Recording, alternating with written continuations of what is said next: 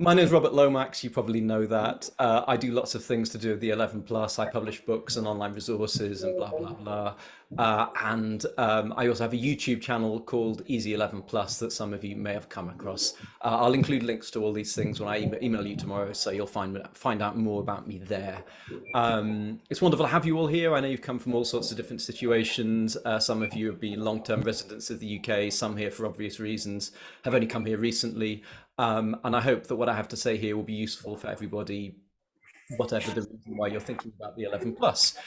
I think the first thing to talk about, which will be obvious to some of you, but I think not to others, is what the 11 plus is and why it matters. And I think the first thing to say is that if I picked a random parent somewhere in the UK, it would be unlikely that their child was going to take the 11 plus. The 11 plus is an exam that's sat at the age of about 10 by children who want to get into competitive grammar schools, which are only in some areas of the UK. And people who want to get into independent schools, which tend to set their own exams by and large. I'm just going to see. I don't. Oh yes, that's it. I have the power of muting somebody. Brilliant. Good. Peace. Um, so so the 11 plus is for schools that set competitive exams. They're grammar schools, which tend to be in certain areas of the country. They're also independent schools. If your child's applying for an independent school, that I'll come back to later, they will probably have to sit an entrance exam. If they're just going to a normal secondary school, they probably won't have to unless it's a grammar school. People often ask what the 11 plus is, what the exam involves, and the unfortunate answer is that it varies a lot. Grammar schools tend to use exams set by various different central boards, depending on the region. They have a tendency to be substantially multiple choice, to involve things like reasoning, and not to involve a great deal in the way of writing out answers in full, although that does depend, it isn't always the case. Independent school exams are more likely to involve writing out longhand answers to comprehension questions, even writing stories and that sort of thing. It's a mixed picture. I'll come back to that later on. And one important thing to say about the 11 plus is that it's something that people get very stressed about. Parents tend to go a bit mad. They believe that whether their child gets into a particular school is going to be the key to their future, that if they don't, their life will be a failure. They worry that everybody else is tutoring their child 20 hours a week. And I think there's a lot of sort of competitive madness that takes over. This is something I'll come back to as well. Fundamentally, the best approach to the 11 plus is to see it as a really useful exercise. It's a wonderful learning opportunity for your child. It's a chance to consolidate, to bring together the things they've learned at primary school. And then even if they don't get into the school that you most want them to get into, that will set them up really well to be successful and happy wherever they end up going to school. And I think that's the main thing to bear in mind. Their life will not be a failure just because they don't pass a particular 11 plus exam. And I hope that's reassuring to some parents. I know from the questions, lots of people are worried about their child's prospects when English isn't their first language and so on. And I think if there's one most important message to take away from today, it's not to worry about it too much. Let's push on. I think I would imagine at a guess that more people here are interested in grammar schools than independent schools, but I don't know that, so I will be referring to both. There will probably be people who've never thought about independent school as an option. And I just want to mention it because I think a lot of people aren't aware that various schools offer very big bursaries, which are financial support packages. Sometimes they pay the entirety of a child's fees, and they're based on means and they're based on family situation. And certainly if, for example, you're a refugee from the war, you might very well be somebody who would qualify for a bursary from an independent school. And so if there's a school you're interested in, you're not sure that you could afford the fees, it may well be worth speaking to them about it. There are some schools, just off the top of my head, Christ Hospital is very notable, St Paul's Boys, and so on, many schools around the country that have huge bursary funds, and they're really looking for children who are bright enough to go to their school, who qualify for those financial bursaries. So don't write off the independent school option just because you've assumed it isn't for you. It might well be something worth looking into. One of the most common questions I'm asked about 11 plus preparation, and indeed several people raised it in the questions they submitted before this, was about when to start preparing. There's no simple answer to this because it depends on the child and there are lots of ways you could define it.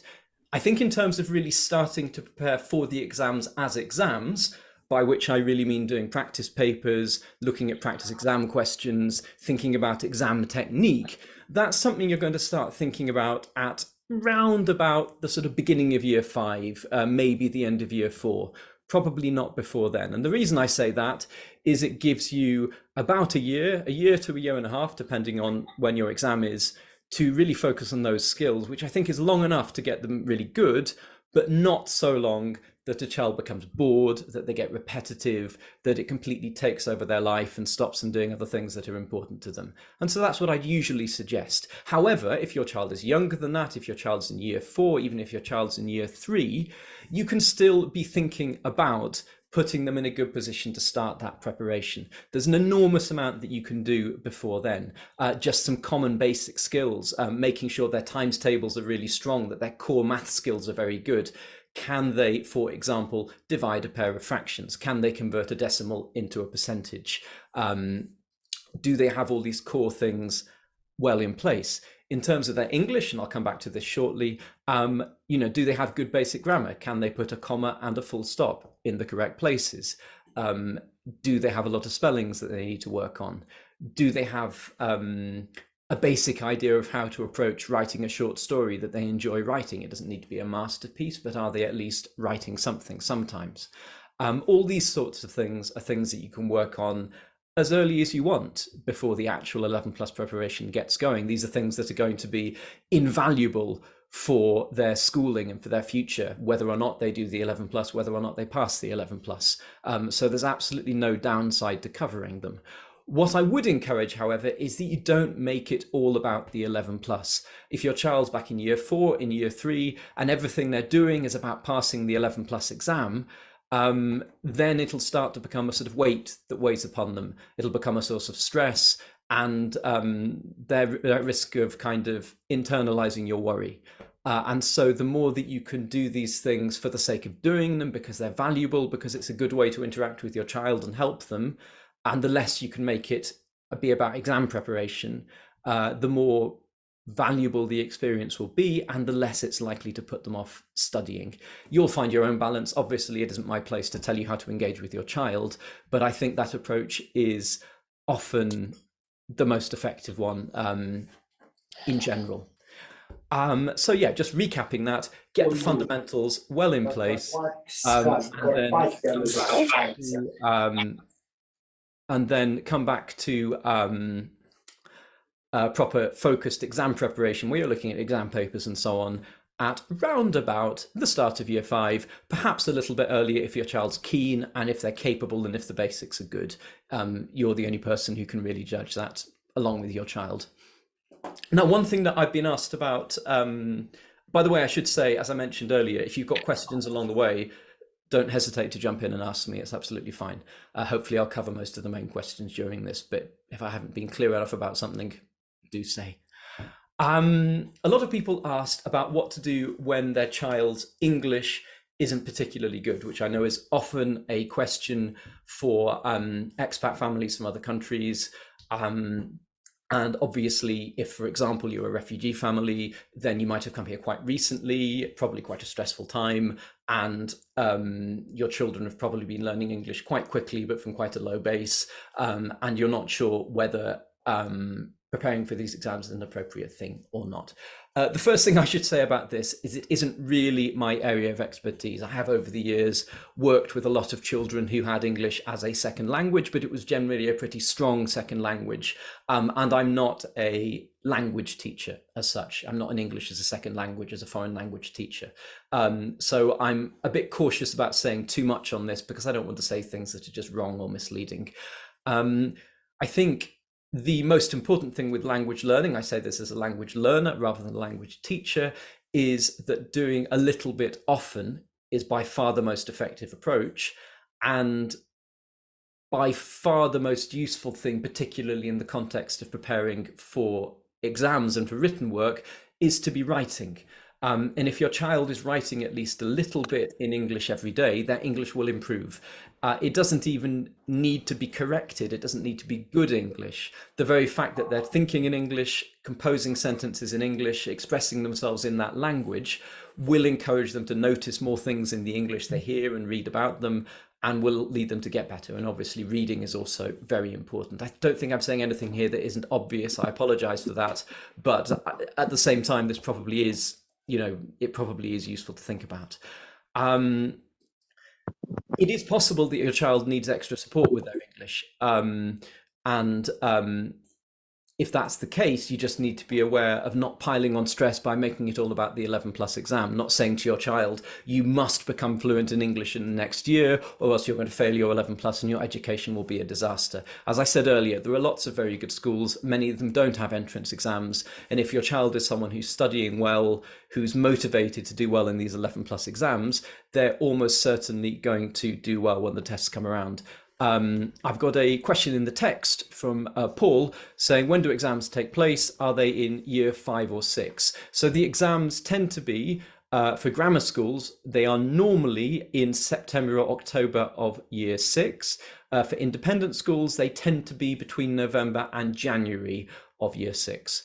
But it does depend, and the answer to all these things in the end comes back to sorry, I just noticed some comments coming in I need to check, but it comes back to checking with the particular school or the particular school district to make sure that you've got clear details on what the exams are. Roman's saying, I believe you can unmute everyone if you're hosting this meeting. I'm not an expert in Zoom. I don't use it a great deal. I tend to do live streams onto YouTube. I haven't muted everybody. I have individually muted a couple of people just because they hadn't muted and their radio and background sounds were coming through really loudly. If that's you, I apologize. Yeah, you're allowed to unmute yourself, so that's fine. So if you do need to speak, you could just click unmute yourself, and I think that will work. Fingers crossed. Right, back onto it.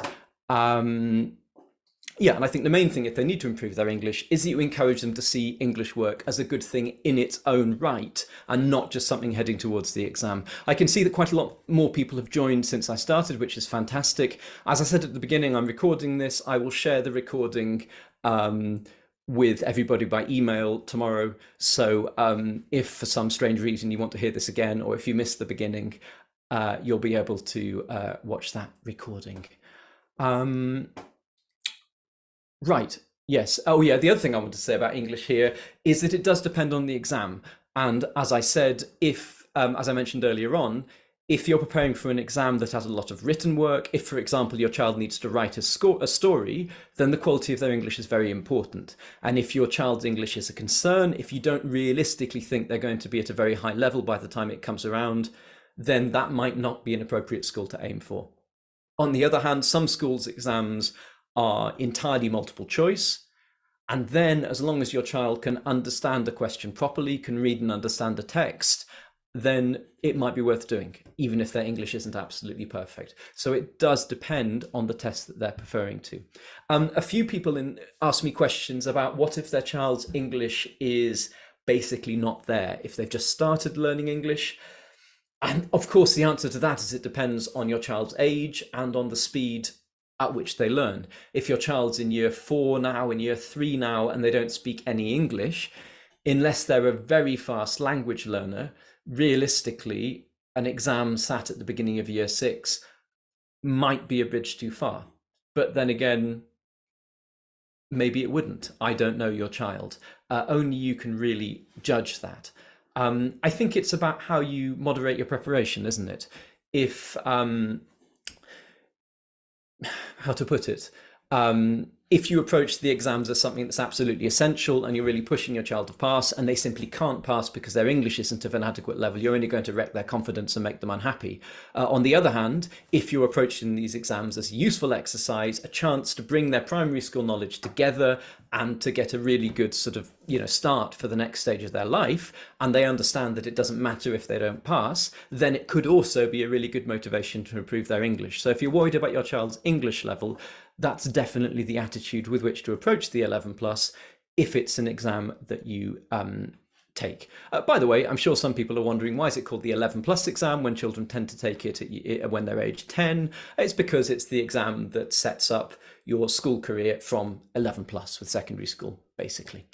It's an old, very old word that was used when schools were split into grammar schools and secondary modern schools, and pretty much every child in the country sat the 11 plus exam. Now, of course, as I've said, it's much more limited. Not so many people sit it. Onwards. I'm trying to move through reasonably quickly so this doesn't take forever, because I know you've got lots of other things to do and children yammering in the background and dinners to eat and such like. Lots of people asked about recommendations. Who do I need to mute? Lots of people asked about recommendations for books and resources and that kind of thing. There are various different ways to approach this. Obviously, you want recommendations for reading books that your child might enjoy.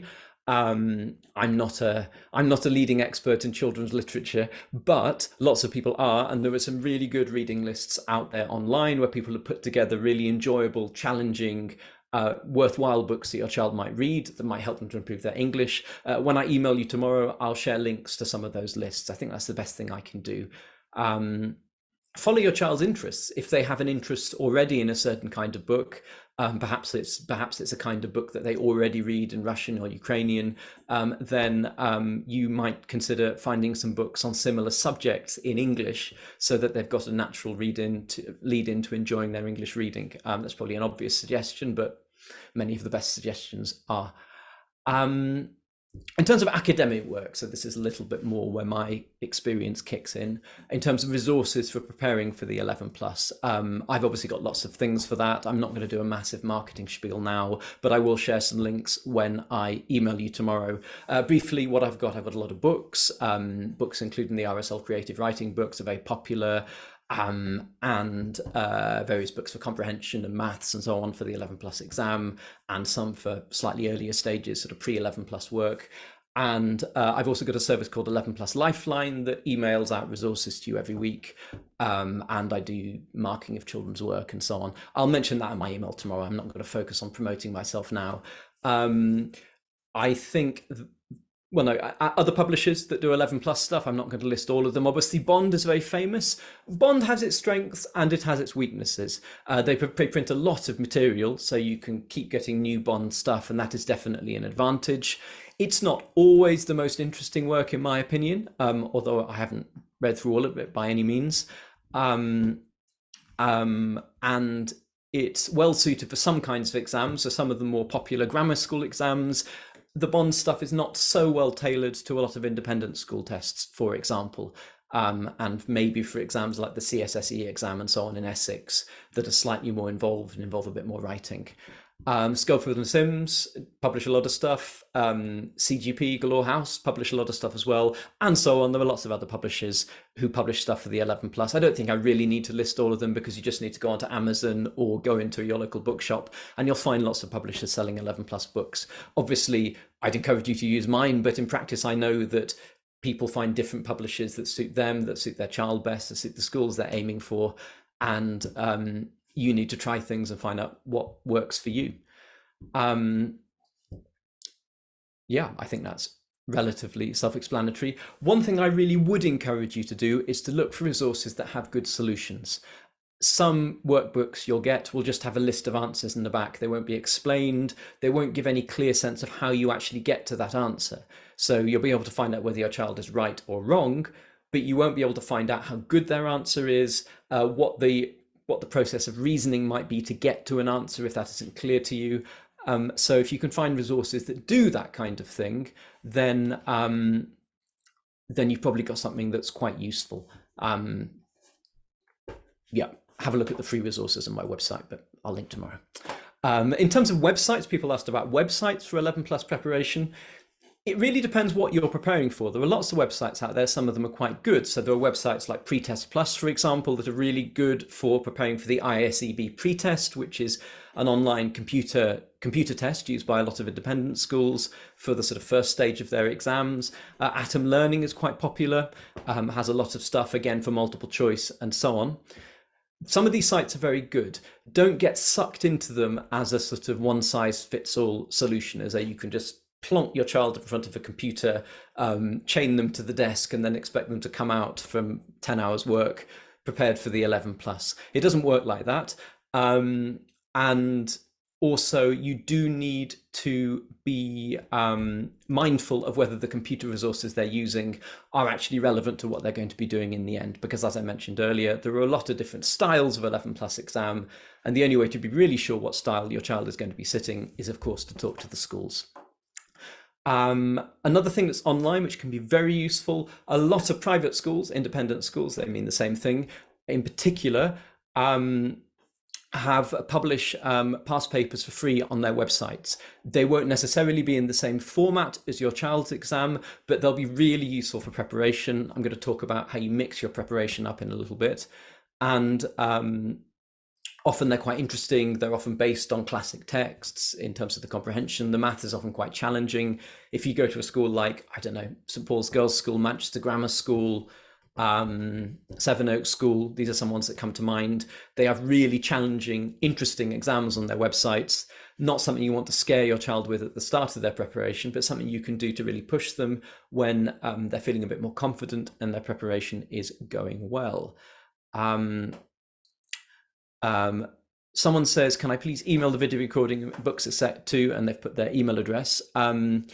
You're probably here because you've got an email from me giving you the link to get into this meeting. I'm going to send everything out to that same email list, so everybody whom I emailed the link to earlier will also get the information that I send out tomorrow. Diana wants to know what happens if a child fails an exam. But English is not like native speakers, of course, especially in writing. First of all, the 11 plus is not really something that you pass or fail, insofar as what's generally happening is that you go to sit a particular school's exam, and there might be, I don't know, 1,000 people sitting in the exam, and there might only be 100 places available. So they are going to select the people who do best, who meet their catchment area, so they live in the right place, who meet all kinds of other criteria, and those people, who pass all those hoops are going to get in, and unfortunately the other people don't.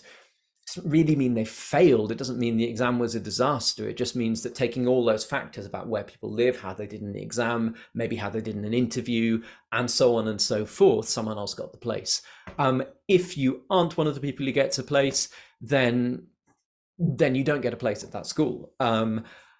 But your child will have, of course, still be entitled to go to local comprehensive schools, academies, and so on, according to the non-selective, generally, entrance criteria for those schools. So it's not any kind of disaster. They'll still go to secondary school, and if they're well motivated and they're bright, they're going to do well anyway. So if your child fails the exam, what happens is, I think, that life goes on and no disasters have occurred.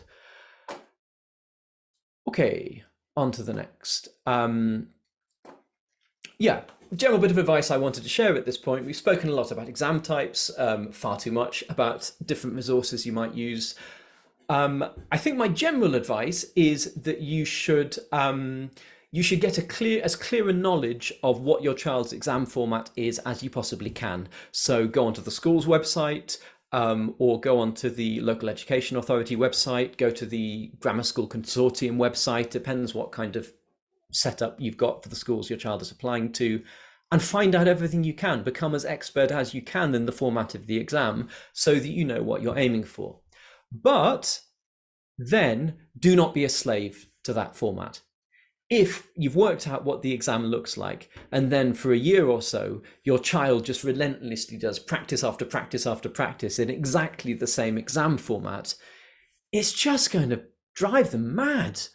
And they're going to come out at the end of it hating it so much that they can barely open their eyes when they go into the exam. And in the months before, they'll already be getting bored, they'll lose their motivation, they'll stop improving. I've seen this again and again and again. I would strongly encourage you to prepare with a very, very wide range of preparation materials. If your child's preparing for a multiple choice exam, then do lots of practice using written answer materials where they have to write their maths working out in full, where they have to write out comprehension answers. Your child might not have to write a story in their exam. still do story writing practice. It will get them thinking about English. It will help them to understand texts better when they're doing English comprehension. And in general, it will mean that they have those skills as they go into secondary school. And that's something really valuable. So yes, keep the format in mind, but don't become a slave to that particular exam format. It's very rarely a good approach. I do understand that some people think differently, that they just want to practice that style of exam. They don't want to waste time on other things. That might be the right choice for you, but it probably isn't. Lots of people asked in the questions before, where do I find a list of topics for the 11 plus for each subject area? Someone was very clear. They said, where do I find a list of topics for English, for maths, for verbal reasoning, and for non-verbal reasoning? So with reasoning, there isn't a list of topics, because reasoning is about testing your child's skills. Schools always claim that you can't prepare for reasoning exams, which is, of course, a complete load of nonsense, but they all say it anyway. And because they say you can't prepare for them, they don't release a list of standard question types.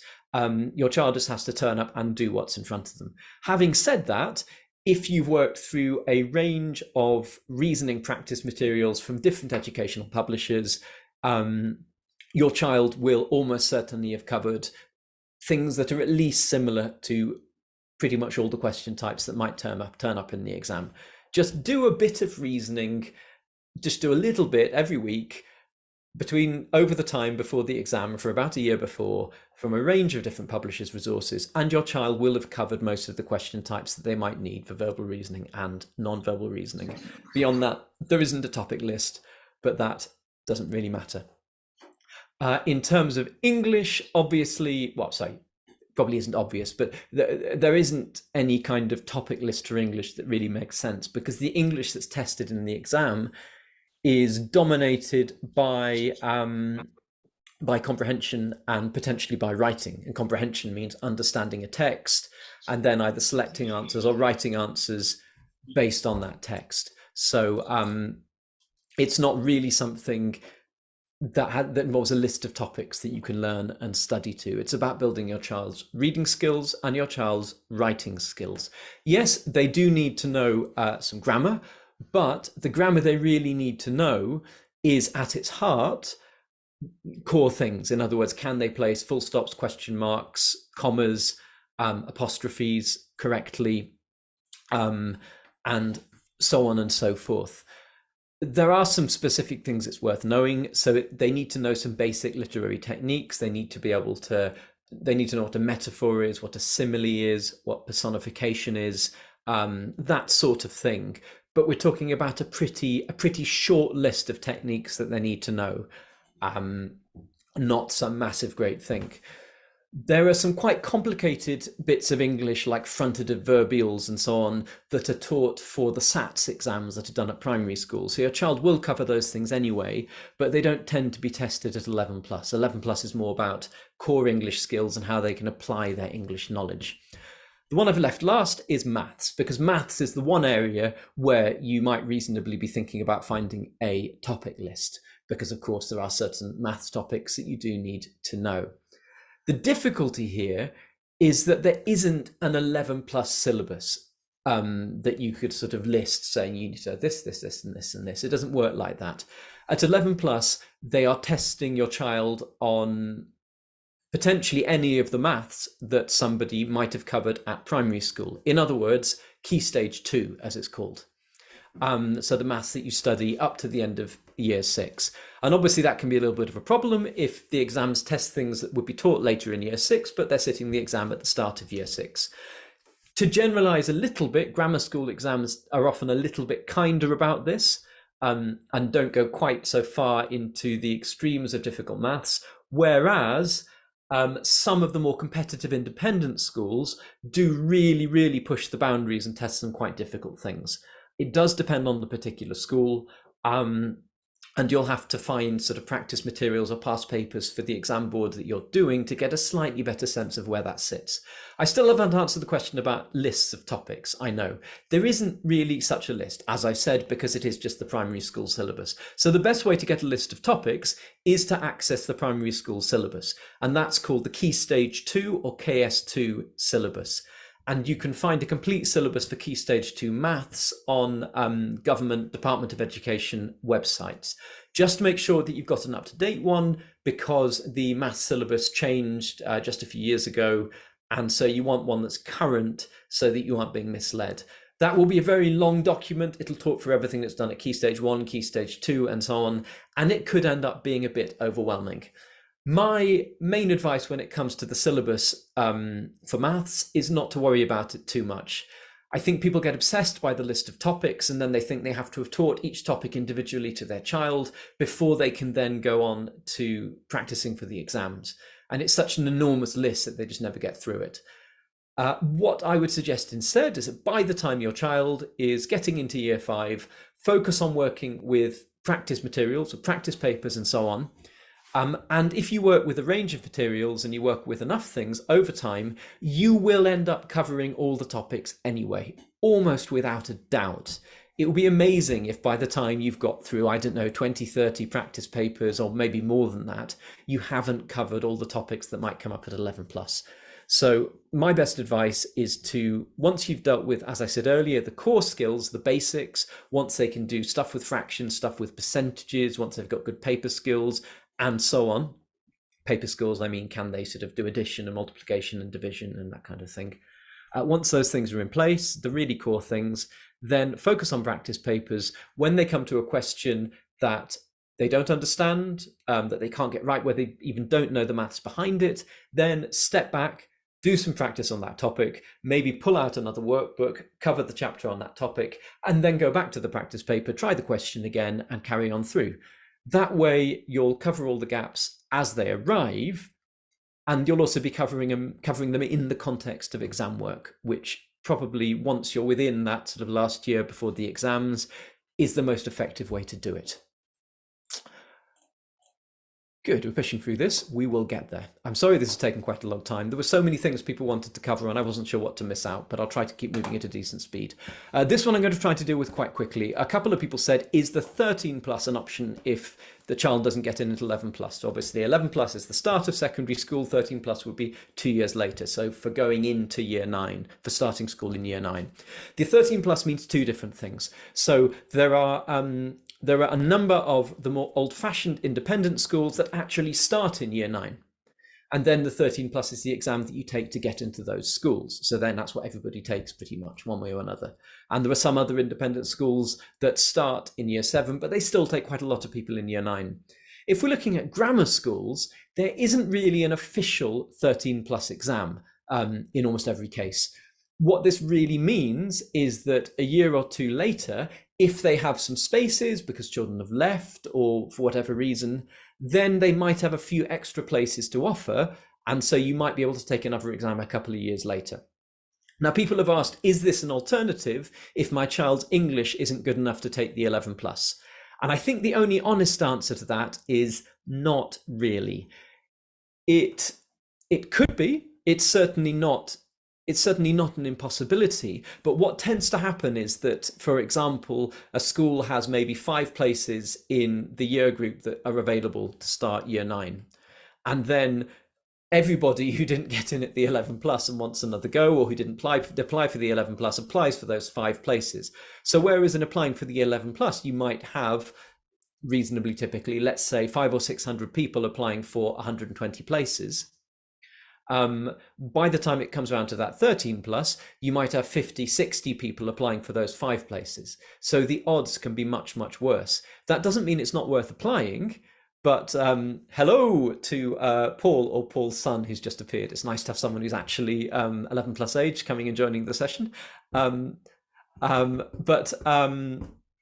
Yeah, it's not something to rely on. It's something you can try, it's something you can apply for, it's worth having a go, but I don't think you should be thinking, well, I'll just wait for the 13 plus test, because the odds can be really rubbish quite often. Not in every case, but often. Onwards. How much and how often to do practice? This is a question that everybody wants to know the answer to. And unfortunately, it's a question to which there isn't really an answer. There's one thing that you absolutely shouldn't do, and that's ask all your friends how much practice their child's doing, and then try and do the same or a little bit more. What you need to do is find a rhythm that works well for your child. There are some children who love doing extra work. That was not me as a child, but there are some children who love that, and then they'll be just longing to do 45 minutes 11 plus work every night after they've done their homework and had dinner. Great, if that's your child, fantastic. There are some children who only manage to focus when it isn't too often and when they're allowed lots of other distractions. So then you might have to accept that, find a frequency that works for them. Some children need lots of breaks. Some children work better without breaks. Some children work best at weekends. Some children work best on school nights. Some children work well for 2 hours at a time. Some children can do a maximum of 25 minutes before they're throwing things all over the room. Find the rhythm that works for your child. Of course, encourage them to work hard. Of course, they can't boss you around and be completely in control of what happens to them. But it's generally not worthwhile to fight too hard, to force them to study for the 11 plus every day when they just don't want to. It rarely results in useful learning because they just do it by rote and it doesn't really sink in. That's obvious, you're parents, you know these things. But what I'm trying to say is there isn't an answer to how much should my child should study. Try things out, experiment with ways of studying, and above all else, talk to your child. Talk to them about what works, about what learning methods they think are effective, what they want more of, what they want less of, and find a balance that works for them. In general, I think it's really important, if possible, not to sacrifice the things that your child really enjoys doing away from studying. If they enjoy sport, if they enjoy socializing with their friends, if they enjoy going outside, if they enjoy doing music, keep doing those things because those are the things that are going to motivate them to study. And those are the things that are going to make their life feel worthwhile and pleasurable at the end of the day. And that's what it's all about in the end, I think. So yeah, keep a balance. Tuition, everyone wants to know about tuition. You don't need a tutor. Good tuition is really great. If you find a really good tutor and your child benefits from tuition and their learning improves and you can afford it, then fantastic, use a tutor. But most tutors aren't very good, to put it frankly. I think the really good and useful tutors are a minority of the tutors who are out there. The good ones are not necessarily the most expensive ones. Plenty of expensive tutors aren't very good either. It just depends. And finding someone who really matches your child's personality and understands their needs can be quite difficult. If you do get a tutor, make sure it's someone who relates to your child well. I would definitely encourage you to try several tutors. And if you find it isn't working, don't just persist with it because you're already doing it. If it isn't working, then it's only going to demoralize your child. Just because you think everybody else is using a tutor, first of all, they probably aren't. And secondly, it doesn't mean it's what your child needs. If your child will benefit from a tutor, do that. And if you're not sure they will, then that's absolutely fine. Some children do well with and some don't. Oh yes, a very good question that I got from somebody was, what are the most common mistakes? And I've split this into 2 bits. What are the most common mistakes in an exam? And what are the most common mistakes when preparing for an exam? First of all, the most common mistakes in an exam. I could say loads of things here, but hello to another young person who's appeared on Maria's Zoom. But I'm just going to keep it really simple to a couple of basic things that are kind of catch-all. So the biggest mistake in an exam is not reading the question properly. And I would say that about, I don't know, the great majority of reasons why people lose marks come down in one way or another to not reading the question quite as carefully as you might. And reading the question properly, it's not just about concentrating on it and reading it slowly. It's about learning to analyze a question, to recognize what the key question words are, to recognize what kind of structure of answer it's inviting, to work out what the number of marks mean, and to bring all these things together and understand what the examiner is looking for. And if there's one thing that's at the heart of what exam preparation is, it's learning to put yourself into the mindset of a marker or of the person who set the question and understand what it is that they're expecting from you. and then giving them that thing. That's what practice is all about. So the biggest exam mistake is not reading the question properly, but that's about developing the skills so that you can understand questions and turn them into good work. And the other really big problem is not reading the source material properly, particularly if it's a comprehension question, not taking enough time to read the text before answering the questions, and not looking back at the text before each question, which is something you really should do. Always check the text before every question and get into that routine of going through. The most common mistakes that you should avoid when preparing for an 11+ exam. I could talk about this for the entire talk. I'm not going to, because I've already been talking for 40 minutes, and I'm going to get like that child who's been studying for a year. I'm just going to start keeling over. So pushing on quickly through this. First thing, rushing from task to task. Quantity and quality, not only are they different things, often they run in completely opposite directions. The more practice papers you do, the more you just do this paper and get the mark, then do the next paper and work out the mark, and do the next paper and work out the mark, the less your child is going to learn. They're not going to benefit from that, I think. What's far more valuable is to take time with one task. They do a paper, maybe you do it question by question and mark each question. You look at example answers, produce a better answer, and so on. Then when they've done the paper, you go back through, you talk about the lessons learned, you maybe make some notes. Then you go on and do some more work, and then maybe 3 weeks later, you come back to that paper that you did before, look at some of the more challenging questions again, and see whether your child now understands them better. This business of working slowly and of focusing on skills and not marks, and of returning to old work and repeating, is at the heart of effective learning. Don't become one of those families where children just do exercise after exercise after exercise after exercise, don't get better, get frustrated, and just become unhappy with their learning. It's a really, really bad way of doing things, but so many people do it, and it makes me very sad that they do. Don't get too obsessed with one style of exam paper. I mentioned this earlier. Even though your child might just be preparing for one style of exam, that doesn't mean that that's all they should practice. They'll get a much more rounded preparation. They'll probably actually do better. They'll certainly find it more interesting if you're working with lots of different formats. And as I say, things like creative writing are fantastic to do, even if your child isn't preparing for writing in an exam. I'm biased. I love writing. I think it's one of the most enjoyable things you can do, but it's also one of the most useful, even if you don't particularly enjoy it. Same applies to maths. Doing exams where you have to write out your working is really, really useful, even if your child's doing a multiple choice exam where they don't have to write out their working. Don't start doing time limited work too early on. Loads of people do this. They think that your child's only going to get 1 hour, let's say, for the exam, so they do all the practice in 1 hour. Don't do that. It's a really bad way of doing things. Work slowly, give your child as much time as they need, break the test into little portions, even work question by question, as I mentioned earlier, and mark them one at a time, so that they can develop their skills. And then, every few weeks, do a time paper, sure, so they get used to the idea of timing, so they develop the skills of working under pressure, and that will help them to do better when the exam comes around. But do most of your work. I would say do at least 80% of the work that your child should do, at least 80% of their work without a time limit, until the very last few weeks before the exam. And then, yes, you will do more timed practice, and that's fine. Of course you will. But apart from that, keep most of a child's work untimed. The thing is, when you're doing timed work, you're practicing timing skills, but what you're also doing is making the same mistakes faster and faster. And you don't want your child to make the same mistakes faster and faster. You want them to learn not to make those mistakes. And the best way to do that is to work slowly.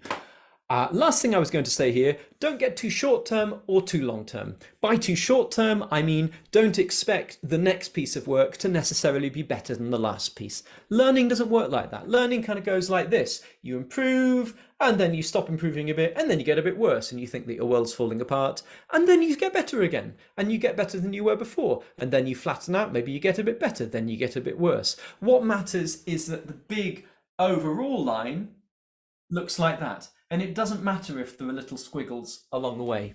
So don't get too obsessed about whether your child is doing better this week than last week. Think about whether they're doing better now than they were 2 months ago, maybe. That's a better time scale to work on. But at the same time, don't get too long term. Don't be constantly talking about the exam. Don't be trying to motivate your child by saying, you must work hard at this piece of work because your exam is in a year and you'll fail it otherwise. For a child, a year is a really, really long time. It might be, it might be 15% of their life. And that's an almost impossibly long period of time. It doesn't mean anything. It just creates stress without really communicating what it is that you mean, in most cases, for most children. The best thing you can do is think over a kind of medium-term time scale. As I said, is my child doing better than they were a couple of months ago? Where do I want to be in a couple of months' time? Try not to think about the exam too much, and try not to think about next week too much. Much easier said than done.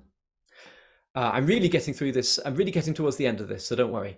Some people asked about dyslexia and special educational needs. I understand that this isn't especially relevant if you aren't somebody whose child has special educational needs, but I won't be talking about it for too long. The most important thing to say is ask the school, ask the exam board, ask everybody who might be involved, and find out whether your child will get extra time in the exam. If you do want them to get extra time in the exam because they're dyslexic, for example, they will almost certainly need an official written diagnosis to confirm that. You won't just be able to tell the school that your child's dyslexic and expect to get extra time. But I think much more important than that is about your choice of school. So make sure that the school you're applying for, the schools you're applying for, have really good provision for special educational needs. Do they recognise it as a real thing to take seriously? Do they have specialist members of staff who are in charge of these things and who monitor it? Is it joined up through the school? Is it just one teacher who does special educational needs work, or do all the teachers understand about paying special attention to the needs of people with dyslexia? You want a school like that. You don't want a school that just ticks the box but doesn't really care. And I should say, by the way, if your child isn't dyslexic, doesn't have a special educational need, this is still a really good thing to ask about, because schools that really care about dyslexia and special educational needs are often schools that in general are sensitive to the different ways that children learn, that are more supportive when a child has difficulties. They're just often better schools. So it's really something worth asking about and taking into consideration when you're choosing a school, even if your child isn't dyslexic or anything like that. Ho hum.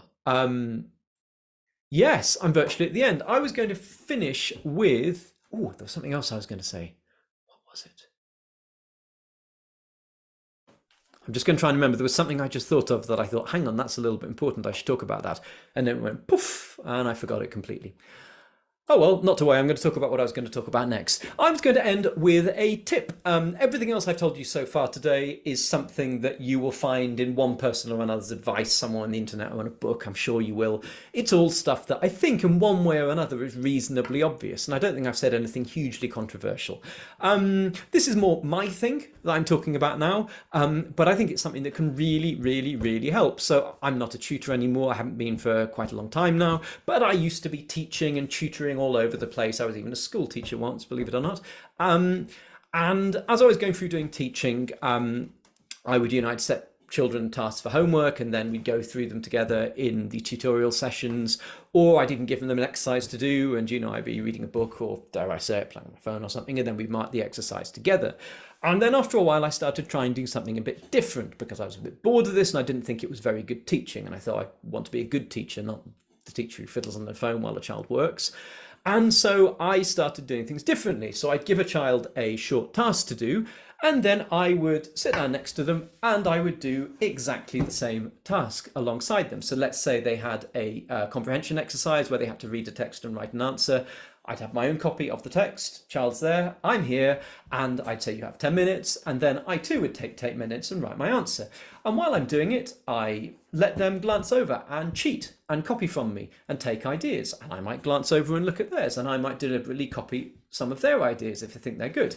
And then at the end of it, we come together and we look at both of our answers.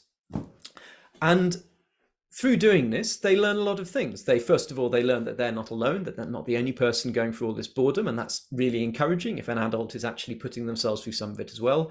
But also, sometimes they come up with something that is better than an idea that I came up with. They came up with something that I hadn't thought of. And when a child does that, when they're working with an adult and they manage to do something that the adult couldn't do, it's a moment of absolute revelation to realize that there's no magic here, that they actually are someone who can do things, that they can work like an adult, that adults don't have some great secret. And then when they do something that's not as good as what I've done, I don't have to explain it to them. I can show them, and I can give them the thing that I did and say, well, look at how I did it. And they can compare it to their work and say, aha, now I understand. They can look at my work and they can say, why did you do that? That's not very good. You made a mistake there. And if you spot an adult making a mistake, that is, again, a fantastically positive thing for a child. And this was an absolute revelation. I think this was the thing that turned me into a good teacher, I think. I think I was good in some ways before, but not good in other ways. And I think after I did this, I became really confident that I could turn up and work with almost any child and offer them something positive. And what I'm building to here is that this is an absolutely wonderful technique for parents to use. Your English, you may not be confident in your English. You may not be confident in your maths. You might be somebody who thinks, I can't do maths. You might have no idea how to write a story. You might be absolutely terrified by the idea. And that is the whole point. If you, as somebody who is not completely confident, just as your child is not completely confident, can sit down next to them, have a go at something, and perhaps even fail horribly, it will give your child confidence and motivation in so many different ways. I am not suggesting, even for a second, that you should be doing all your child's 11 plus preparation with them. That would be completely unfair on you. And it wouldn't be good for them because they have to learn to work independently. But if you just sometimes, very rarely, on occasion, sit down next to your child and do a little bit of work with them at the same time with them, do your bit of work separately while they do theirs, and then compare and talk about your answers and talk about how both of you could do better, that's something that has made an absolutely radical difference for some families, particularly where their children feel a bit overwhelmed or where they're struggling with motivation. And that's something that I would very strongly encourage you to do.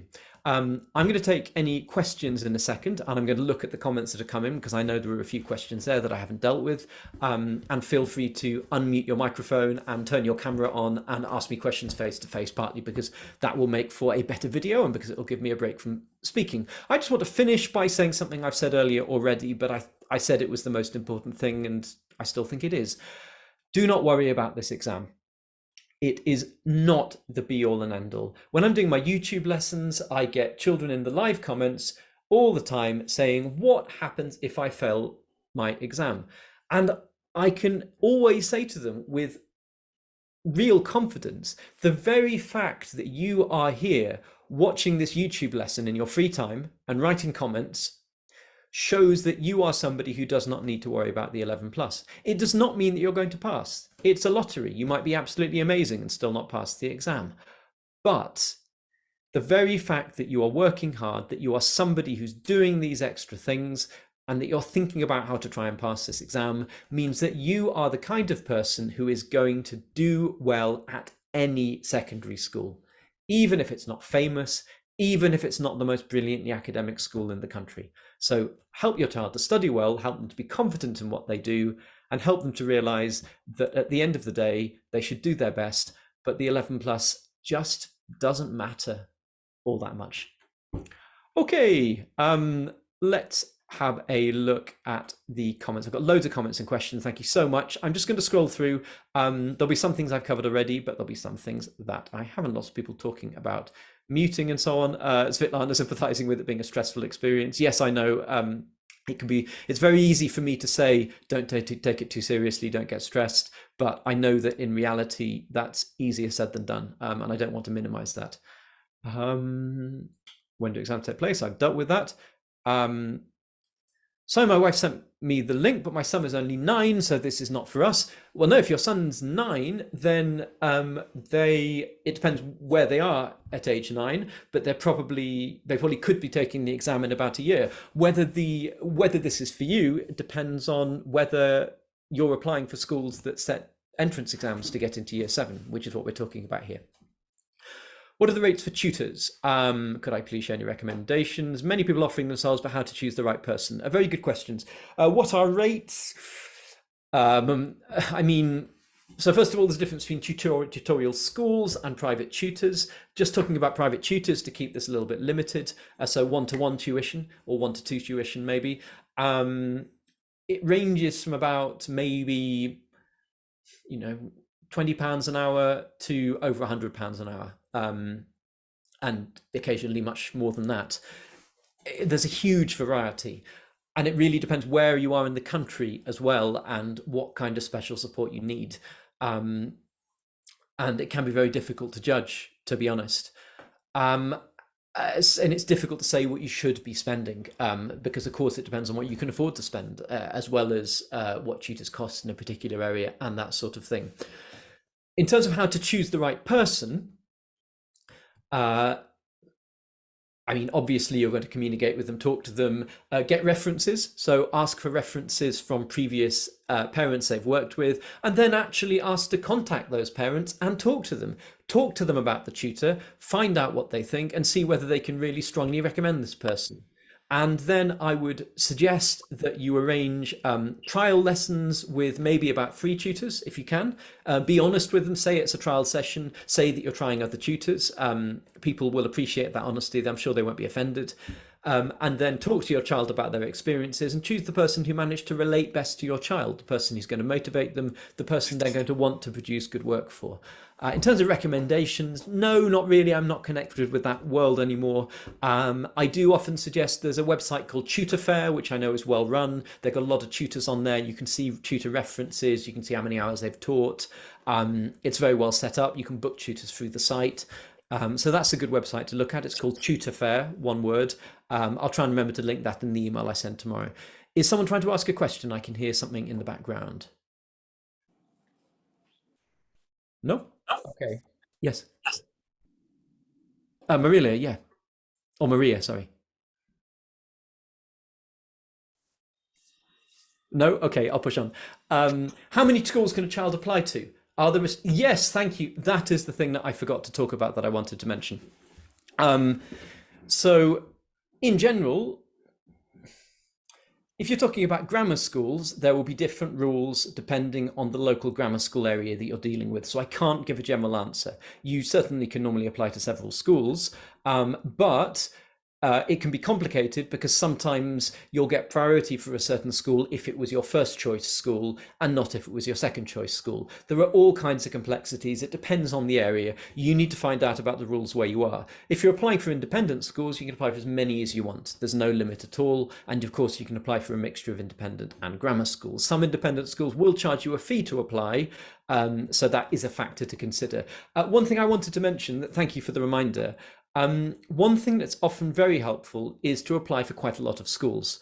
Not just because it gives you a better chance, you might not be that worried whether your child gets in, but because it takes a lot of stress off the child. I think as adults, we think, I just want to do one exam, and if I did 8 exams, that would be horrible, and I'd be stressed, and it would pretty much knock me over. Хорошо. For children, it can be a little bit different.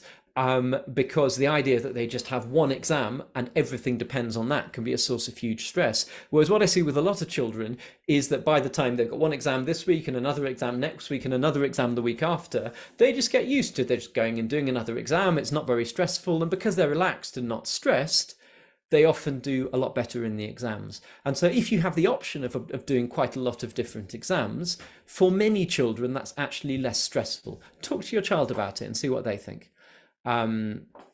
Is greater depth a good chance? I'm afraid I don't understand what that question means. Perhaps you could rephrase it and I will do my best to answer. What happens if a child fails an exam? I answered that earlier on.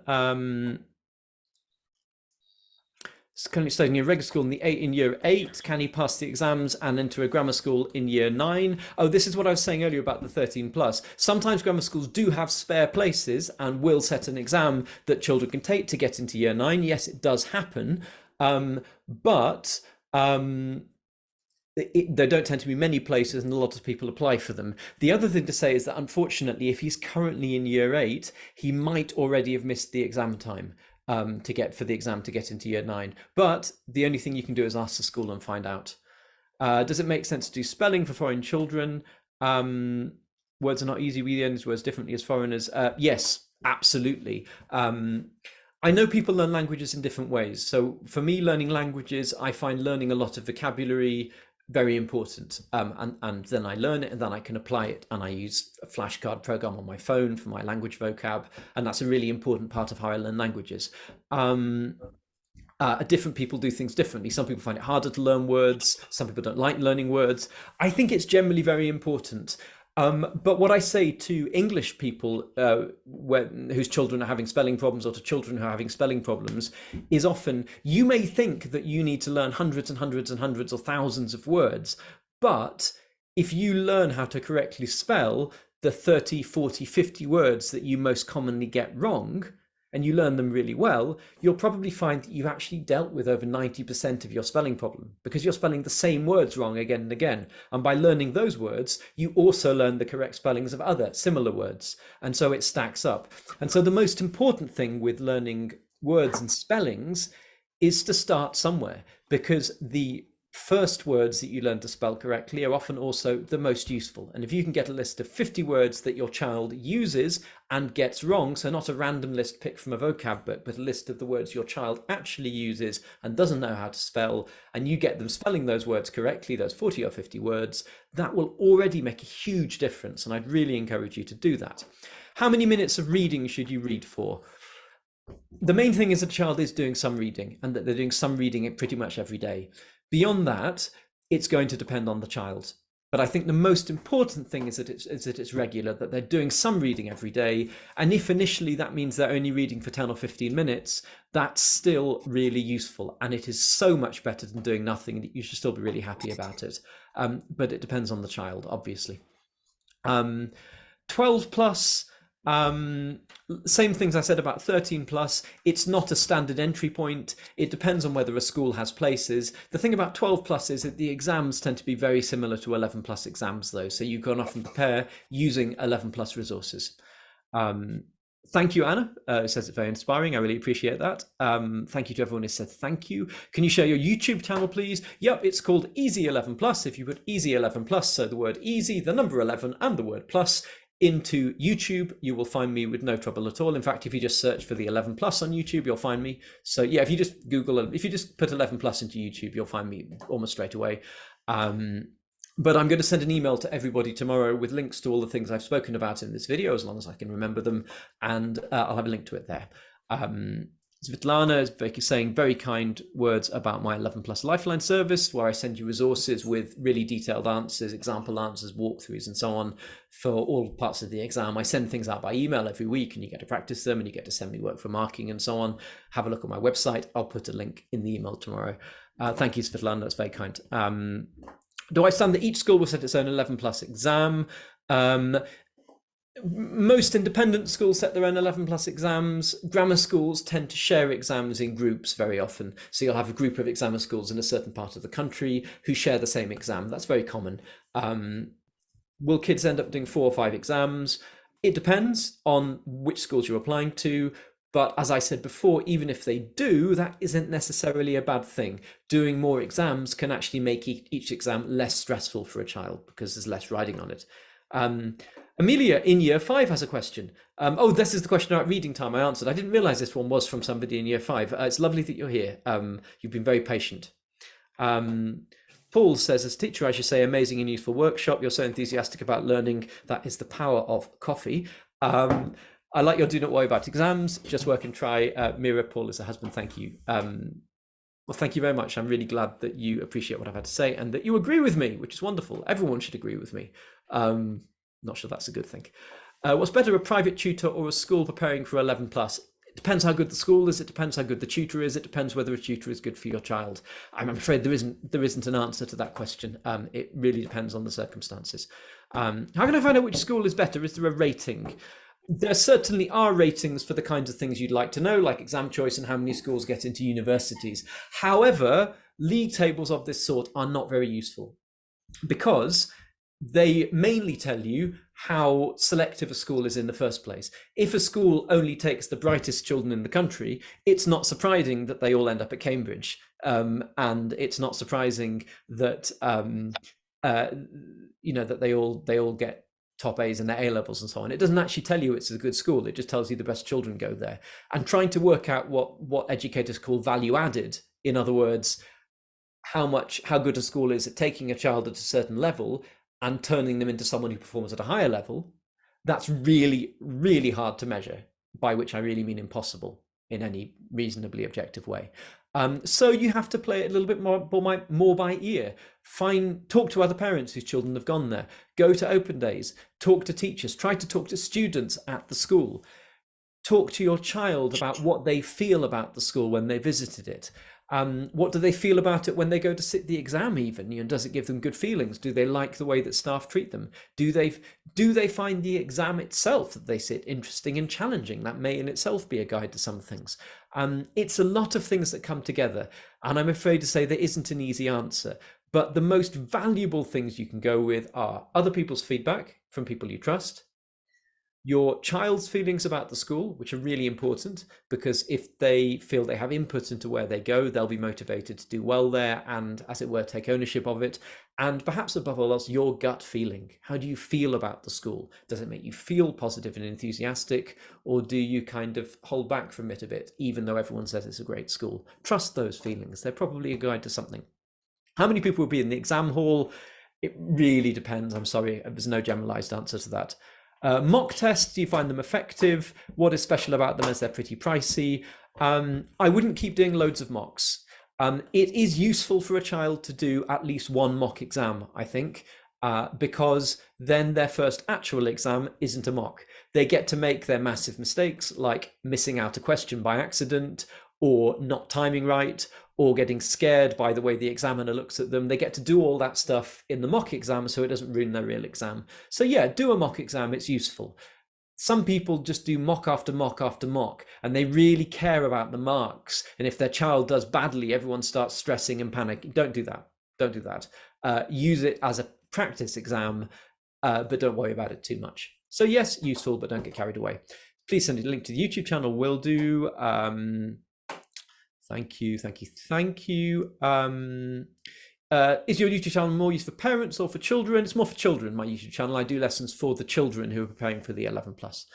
Emilio watched my videos. Thank you. I'm amazed you've been watching. This was not a session for children. I wasn't imagining children watching this. If I was a child, I would find this the most boring thing ever. In fact, if I was an adult, I would also have found this the most boring thing ever. So I'm amazed by any child who sat through this. You're an absolute star. You're going to do brilliantly, whatever happens. My voice is going, too much talking. In your opinion, what is the biggest predictor of child's academic success? Their genetic material. Most of it is pretty well predicted before they even pop out into the light of the world. And there's only a certain amount that you can do about it. And that's another reason not to worry about it too much. Great. If anyone has any last questions, you have about 20 seconds to ask them. Otherwise, I'm going to wrap up. Thank you, everybody, for being here. It's been nice to have the chance to talk to you. I'm not going to pretend too hard I'm feeling it's enjoyable because my voice is about to die. But it's great to be able to share some of this. I hope it's helpful.